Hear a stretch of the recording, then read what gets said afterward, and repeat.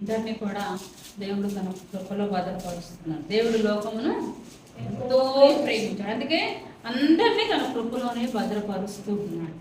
కాబట్టి మనం దేవుడు మనకి ఇచ్చిన ఈ గొప్ప ధన్యతను కోల్పోకుండా మనము ఎక్కువగా దేవునితో ఉండాలి అని ఆయన ఆశపడుతూ ఉన్నాడు. ప్రైజ్ ది లార్డ్, హల్లెలూయా. మత్తయి సువార్త 6వ అధ్యాయం ఉపవాస ప్రార్థన చదువుకునే తర్వాత మనల్ని దేవుడు ఎలా ఉంచాలని ఆయన ఆశపడుతున్నాడో 2 మాటలు చదువుకొని ప్రార్థన చేసుకుందాం. మత్తయి సువార్త 6వ అధ్యాయం 16వ వచనం. మీరు ఉపవాసము చేయనప్పుడు వేషధారుల వలె దుఃఖముఖులై ఉండకుడి. తాము ఉపవాసము చేయుచున్నట్లు మనుషులకు కనపడవలనని వారు తమ ముఖములను వికారముగా చేసుకుందరు. వారు తమ ఫలము పొంది ఉన్నారని నిశ్చయముగా మీతో చెప్పుచున్నాను.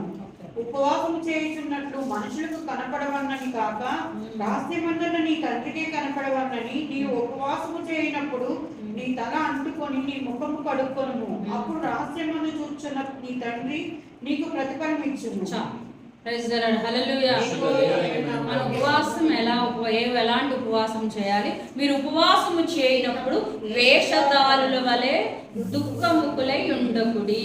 అంటే మనం ఎలాగా వేషధారులు అంటే లోకానుసారమైన వారు, లేదంటే చెప్పుకునే భక్తి చేసేవారు. నేను వాళ్ళ ఉపవాసం ఉంటున్నాను కాబట్టి నేను ఇలా ఉన్నానని చెప్పుకునే భక్తి చేసేవారి లాగా మనం ఉండకుండా ఎలా చేయాలంట?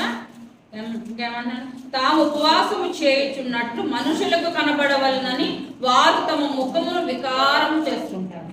చాలా మంది ఎలా అంటారు, ఇవాళ నేను ఉపవాసం ఉన్నానండి, నాకు అందుకే చాలా నీరసంగా. మనం చేసే ఉపవాస ప్రార్థన వాక్యాలకు సంబంధించి ఉపవాస ప్రార్థన చేయాలి. లోక సంబంధమైన ఉపవాసం మనం చేయాలి. ఎందుకంటే వాక్యం చెప్తుంది, మనుషులు మనం కాదు చెప్పేది. ఎవరు చెప్తున్నారు? వాక్యం చెప్తుంది. దేవుడు రాసిన ప్రతి మాట మనకు జీవమైనవి, అవి సజీవమైన మాటలు. మనం పోతాం, భూమి ఆకాశము గతిస్తుంది, కానీ దీనిలో ఉన్న ప్రతి మాట కూడా ప్రతి మాట నిలిచి ఉంటుంది, ప్రతి మాట. అందుకే అంటున్నాడు, భూమి ఆకాశము గతిస్తుంది కానీ నా మాటలు ఎంత మాత్రము గతించవు. ఆయన సజీవుడైన యేసుక్రీస్తు ప్రభువారు మనకు స్పష్టముగా తెలియజేస్తూ ఉన్న మాటలు అన్నమాట. అందుకని మన ఉపవాసము చేయాలి. ఎలాంటి ఉపవాసము? దేవునికి ఇష్టమైన ఉపవాసం చేయాలి. మనుషులందరికీ కనపడాలని, ఏదో మనుషుల యొక్క వాళ్ళ యొక్క పొగడ్తలు కోసము, లేదంటే వాళ్ళు ఈ రోజు నేను ఉపవాసం ఉంటారా, వీళ్ళు ఇలా చేస్తారా ఉపవాసం అని కనిపించే భక్తి కొరకు మనము చేయకూడదు. అందుకే అంటున్నాడు, పైకి భక్తి గలవారి వలె ఉండి ఆయన శక్తిని ఆశ్రయించని స్థితిలో ఉపవాసం ఉంటున్నారు. ప్రైజ్ ది లార్డ్, హల్లెలూయా. పైకి భక్తి, లోపల ఏముంటది? లోపల ఆయన శక్తి ఉండదు.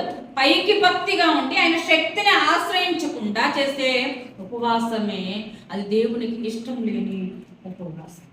కాబట్టి మనము దేవునికి ఇష్టమైన ఉపవాసం చేయాలి అంటే ఎలా చేయాలి? మన ముఖాలు వికారం పెట్టుకొని వాళ్ళంతా నీరసంగా ఉండి, వాళ్ళంతా నీరసంగా ఏం తినకుండా నీరసంగా ఉంది అని చెప్పుకుంటే మనకు ఆశీర్వాదం మాత్రం కూడా మనం అందుకని ఎవ్వరికి కూడా తెలియకూడదు. అందుకే అంటున్నాడు, ఏమంటున్నాడైనా, వారు తమ ఫలము పొంది ఉన్నారు నిశ్చయముగా మీతో చెప్పొచ్చు. అలాంటి వారికి కూడా ఒక ఫలం వస్తుంది. ఏం ఫలం వస్తుంది అంటే దేవునికి ఇష్టం లేని ఉపవాసం చేసే వారికి కూడా ఒక ఫలాన్ని ఇస్తాడు. ఏం ఫలం ఇస్తాడు? మంచి ఫలాన్ని కాదు అది ఇచ్చేది, ఇది ఆశీర్వాదము లేని ఫలం అన్నమాట. అందుకనే ఆయన అంటూ ఉన్నాడు అనమాట, మనుషులకు కనపడే ఉపవాసం చేసి ముఖం వికారం పెట్టుకునే వారికి కూడా దేవుడు ప్రతిఫలాన్ని ఇస్తూ ఉన్నాడు. తర్వాత ఉపవాసము చేయుచున్నట్లు మనుషులకు కనపడవలనని కాక రహస్యమందున్న నీ తండ్రికే కనబడవలనని నీవు ఉపవాసము చేయనప్పుడు నీ తల అంటుకొని నీ ముఖము కడుక్కొనుము.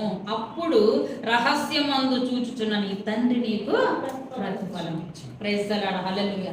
ఈ ఉపవాసం దేవునికి ఇష్టమైన ఉపవాసం. ఏ ఉపవాసం? దేవునికి ఇష్టమైన ఉపవాసం ఇదన్నమాట. ఏమంటున్నాడైనా? మనుషులకు కనబడవలనని కాదు, రహస్యమందున చూచుచున్న నా తండ్రి. అందుకని మనం ముఖం కడుక్కొని తల అంటుకొని ఏం చేయాలి? ఉపవాసం ఉన్నప్పుడు ప్రతిదీ కూడా గబగబా సమకూర్చుకొని దేవుని సన్నిధిలో మోకరించి నేను రహస్యమని చూచిన నా తండ్రి నాకు ప్రతిఫలం ఉంటుంది. నా తండ్రి, నా పరిస్థితి ఇది, నన్ను పరిశుద్ధపరిచి నాకు సహాయం చేయి. లోక సంబంధమైన సహాయము తర్వాత ఆయన ఇస్తాడు, మనం అడగకపోయినా. మనం అడగవలసిన సహాయం ఏంటంటే నా ఆత్మను పరిశుద్ధపరచు. ఏం చేయాలి? లోక సంబంధమైన ఆశీర్వాదాలన్నీ తర్వాత ఇస్తాడు. కాబట్టి ముందు నువ్వు ఉపవాసంలో కూర్చున్నప్పుడు నిన్ను నువ్వు దేవునికి సమర్పించుకోవాలి.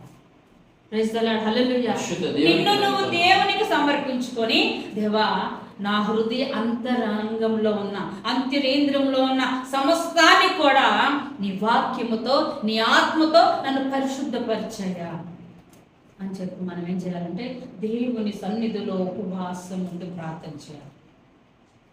హల్లెలూయా. ఉపవాసం ఎవరికి? రహస్యమందు చూచున్నాం మన తండ్రికే మనం ఆ ప్రార్థన చేస్తే ఆయనకు ఇష్టమైన ప్రార్థన, మన ప్రార్థన ఆయన దగ్గరకు వెళ్ళి ఆయన మనం ఏమైతే అడుగుతున్నామో దానికంటే ఎక్కువగా ఇస్తాడు. అందుకని మనం ఆత్మలో వర్ధిల్లాలి. ప్రియుడా, నీ ఆత్మవర్ధులుచున్న ప్రకారము ఇవన్నీ అటు ముందు మనం ఏం అడగాలి? మన ఆత్మ కోసం అడగాలి. ఆ తర్వాత మనం అడగకపోయినా అన్నీ వస్తాయి. మనం అడుగు వాటికంటే, ఊహించు వాటికంటే అత్యధికమైనవి అంటే ఎన్నెన్నో దేవుడు మన కోసం దాచి ఉంచాడు. దాచి ఉంచిన దేవుని పాదాల దగ్గర మనల్ని మనం ఎప్పుడు కూడా దేవుని పాదాల దగ్గర ఇక్కడ నుంచి ఇటువరకు ఎలా ఉన్నామో వదిలిపెట్టేసి ఇప్పటి నుంచి అయినా, ఈ నూతన సంవత్సరం నుంచి అయినా నూతన అడుగులు వేయటానికి, నూతన కార్యాలు మన ఆత్మలోను, మన శరీరంలోను, మన యొక్క ఆత్మీయ జీవితంలోను, మన కుటుంబ జీవితంలోను నూతన కార్యాలు జరగాలి. నూతన విధానంలో నేను దినదినము ఆత్మలో పెంపొంది అవ్వాలి అని చెప్పేసి మనము ప్రార్థన చేస్తూ ఉండాలి నిత్యం కూడా. Praise the lord. హల్లెలూయా. కాబట్టి రహస్యమందు చూస్తున్న తండ్రి ప్రతిఫలం ఇస్తాడు, మనుషులు ప్రతిఫలం ఇచ్చేవాడు కాదు. మనుషులు ఏమంటారు? తర్వాత వెగతాళి చేస్తారు. మనుషులు మనల్ని ఏమంటారు? మొదట వరకు ఉపవాస ప్రార్థనలో ఉన్నారు, ఏంటి తర్వాత వీడికి ఇది వచ్చిందంట, ఈ శోధన వచ్చిందంట. ఆ శోధన ఎందుకు వచ్చింది ఏంటి అన్నది మనకే తెలుస్తుంది. వీళ్ళు ఉపవాస ప్రార్థనలు చేశారు, కానీ వీళ్ళకు అంటే వీళ్ళు ఎలాంటి వాళ్ళు అన్న తర్వాత వాళ్ళు పక్కన మాట్లాడుకుంటూ వెనక మాట్లాడుకుంటూ ఉంటాం. ఆ ఛాన్స్ మనం వాళ్ళకు ఇవ్వకూడదు. ఇవ్వకుండా దేవునితో మనం నిత్యము నిజమైన ఉపవాసం చేస్తే వారి నోళ్ళని ఏం చేస్తాడు దేవుడు? నిజమైన ఉపవాసం చేసినా అంటారు అన్నప్పుడు దేవుడు వాళ్ళ నోళ్ళని ఏం చేస్తాడు? చిక్కమేస్తాడు వాళ్ళ నోటికి. వాళ్ళని అలాంటి మాటలు మాట్లాడకుండా అర్థమయ్యే స్థితిలో అర్థవంతంగా దేవుడు తెలియజేస్తాడు. Praise the lord. హల్లెలూయా. ఉపవాస ప్రార్థన మనం ఏ విధంగా ఉండాలని దేవుడు కోరుకుంటున్నాడు. ఆ తర్వాత ఇంకో విషయం నాకు చాలా ఇష్టమైన, అంటే అన్ని ఇష్టము, నాకు ఇంకా బాగా దేవుడు నా హృదయాన్ని తాకిన మాట ఏంటి అంటే చదువుదాం. యాకోబు పత్రిక. ఉపవాస ప్రార్థనలు చేస్తూ మనల్ని మనము కట్టుకుంటూ మనము దేవునితో ఉంటూ నిత్యము కూడా దేవునితో మనం ఉండాలని ఆయన కోరుకుంటున్నాడు. ఆ తర్వాత యాకోబు పత్రిక 1వ అధ్యాయం 18వ వచనం చదువుదాం. ఆయన తాను సృష్టించిన వాటిలో మనము ప్రథమ ఫలముగా ఉండునట్లు సత్యవాక్యము వలన మనలను తన సంకల్ప ప్రకారము కనెను. Praise the lord. హల్లెలూయా. మనల్ని ఎవరికన్నారు? ఆయన సత్యవాక్యము వలన. సత్యవాక్యం అంటే యేసుక్రీస్తు వలన మనల్ని ఎవరికన్నారు? తండ్రికి అన్నాడు. ఎలాగంట పైన ప్రథమ ఫలం. ఈ సృష్టి అంతట్లో ఎలా అంట దేవుడు ఎంత గొప్పవాడు, మనల్ని ఎలా ఉండాలని చూస్తున్నాడు. ఈ సృష్టి అంతట్లో కూడా ప్రథమ ఫలముగా ఉండునట్లు సత్యవాక్యము వలన మనల్ని తన సంకల్ప ప్రకారం మనల్ని కన్నాడు. అంటే మనల్ని దేవుడు మన తల్లిదండ్రుల ద్వారా మనం పుట్టాము, లేదంటే ఇంకే మన తల్లిదండ్రుల యొక్క పోలికలు వచ్చాయి, మన తల్లిదండ్రుల ద్వారానే మనము పుట్టాము అనుకుంటాం. కానీ మన తల్లిదండ్రుల ద్వారా వచ్చిన ఆ ప్రణాళిక కూడా దేవుడు వేసిన ప్రణాళిక. ఈ సృష్టి అంతట్లో మన అందరినీ కూడా ప్రథమ ఫలముగా ఉంచాలని ఆయన కోరుకుంటుంటే, మన సొంత ఆలోచనలతో, మన సొంత క్రియలతో, మన సొంత స్వనీతితో మనం ఏం చేస్తున్నామంటే కింద వారిగా ఉండిపోతుంది. ప్రథమ ఫలముగా, ఫస్ట్ ఫలముగా ఉండాలని ఆయన కోరుకుంటూ ఉంటే, మనం ఎక్కడ ఉంటున్నామంటే పాతాళానికి దగ్గరగా మనం వెళ్ళిపోతుంది. ఎందుకు అంటే ఈ లోకంలో ఉన్నవన్నీ కూడా ఆకర్షిస్తూ, ఈ లోకంలో ఉన్న ప్రతిదీ కూడా మనల్ని లాగివేస్తూ ఉంటుంది, దేవుని వైపు ఉండనివ్వదు ఎక్కువగా. ప్రైజ్ ది లార్డ్, హల్లెలూయా. అందుకని మనము ఉపవాసం చేసే ప్రార్థనలో ఈ మాట ఎత్తిపెట్టి ప్రార్థన చేయాలి. ఉపవాస ప్రార్థనలో ఈ మాటను ఎత్తిపట్టి ప్రార్థన చేయాలి. ఈ సృష్టి అంతట్లో కూడా నన్ను ప్రథమ ఫలముగా ఉంచుతానన్న దేవా, ప్రథమ ఫలముగా ఉండుట కొరకే, ఈ సృష్టి అంతట్లో ఉండుట కొరకే తండ్రి చిత్త ప్రకారం నన్ను కన్నావు కదా, సత్యవాక్యం ప్రకారం నన్ను కన్నావు కదా, నేను ఆ వాక్య ప్రకారంగా నేను జీవించాలి, ఈ మాట నా జీవితంలో నెరవేర్చు దేవా అని చెప్పి మనము ప్రార్థన చేయాలి. ప్రతి వాక్యాన్ని ఎత్తిపట్టి ప్రార్థన చేయాలి. ప్రైజ్ ది లార్డ్, హల్లెలూయా. వాక్యము లేకుండా ప్రార్థన చేస్తే అది దేవుని దగ్గరికి వెళ్ళదు. వాక్యం ఎత్తిపట్టి ప్రార్థన చేయాలి. దేవా, ఈ మాట ఇలా ఉంది కదయ్యా, నాకు సహాయం చేయి, ఈ వాక్య ప్రకారముగా నేను జీవించేటప్పుడు నాకు ఈ కృప దయచేయి. ఆయన కృప నిత్యం మనతో ఉంది. మనం ఈ విధమైన ప్రార్థన చేస్తుంటే దేవుడు మనకు ఏం కావాలో సమస్తాన్ని కూడా దయచేసేవాడు. అందుకని ఈ సృష్టి అంతట్లో ఎంత గొప్ప దేవుడు కదా, మనల్ని ఎలా ఉంచాలనుకుంటున్నాడు? పైగా ఉంచాలని, తలగా ఉంచాలని. తోకగా ఉంచడానికి ఆయన ఇష్టపడడు, తలగా ఉంచాలని కోరుకుంటున్న దేవుడు. యేసుక్రీస్తు సత్యవాక్యము వలన తన సంకల్ప ప్రకారము కనిన దేవునికి మనము ఏమై ఉండాలి? విధేయులుగా ఉండాలి. యేసుక్రీస్తు ప్రభువారే విధేయత చూపించారు. మనం ఎంతటి వాళ్ళం?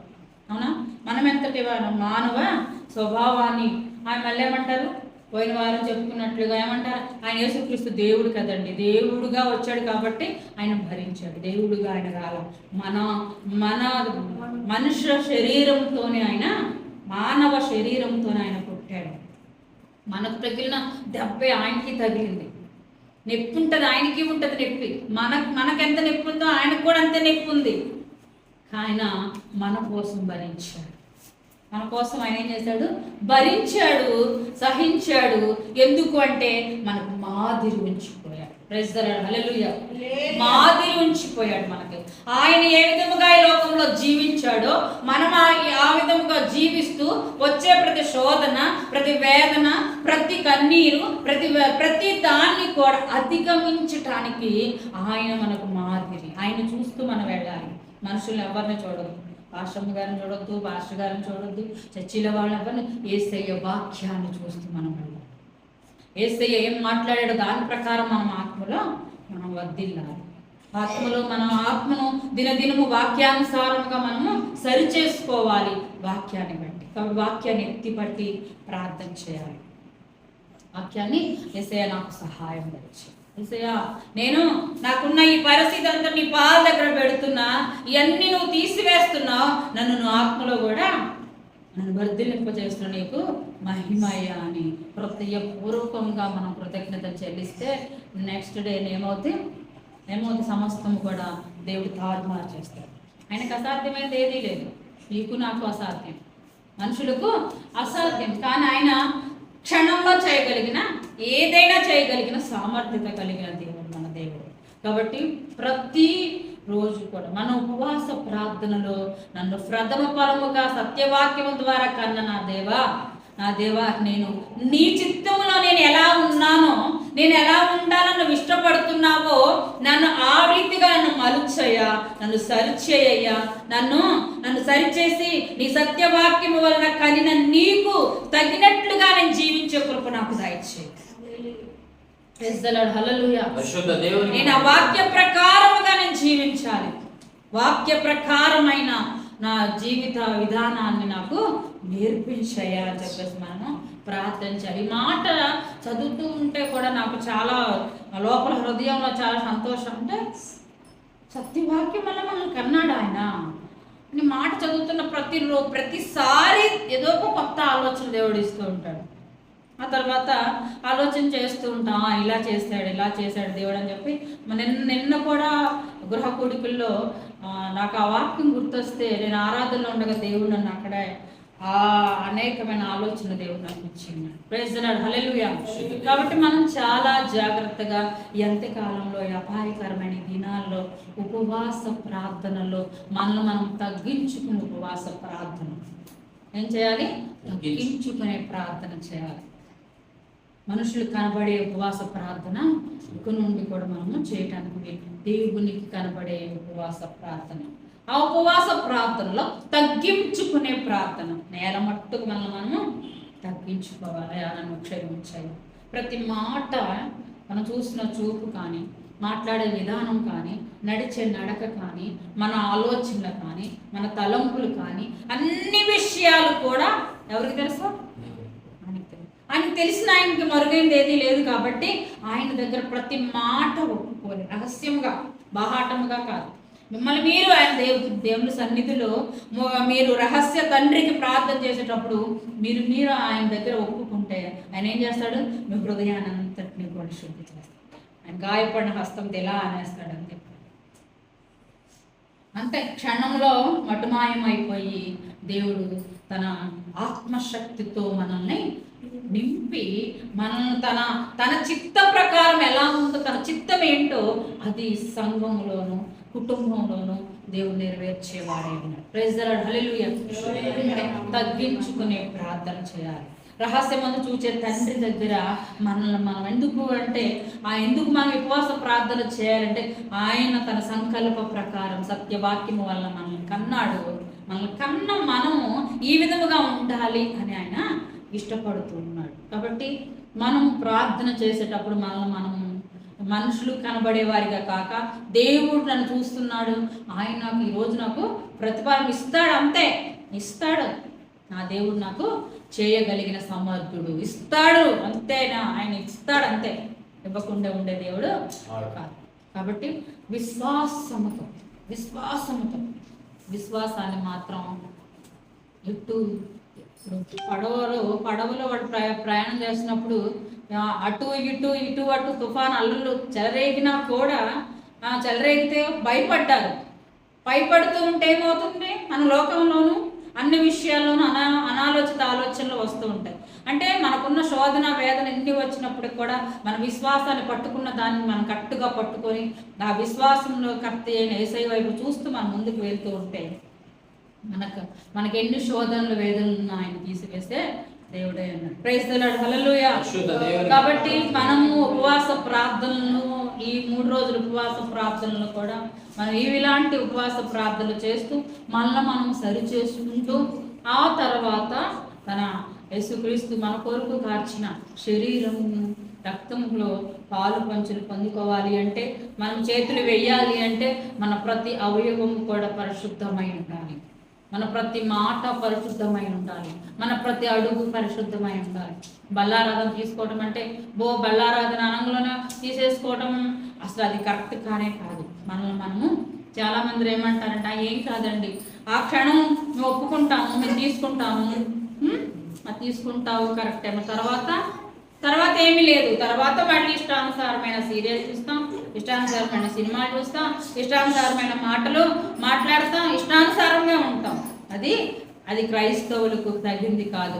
యేసుక్రీస్తు శరీరము, యేసుక్రీస్తు రక్తము మనం తాగాము అంటే ఆయన ఏ విధముగా ఈ లోకంలో జీవించాడో మనము ఆ విధంగా జీవించాలని మనకు అది మాదిరి ఉంచిపోయాడు.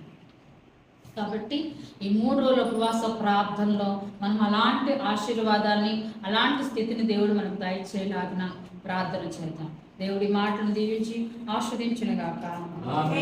మోకరించి ప్రార్థన చేద్దాం. Thank you mighty wonderful God.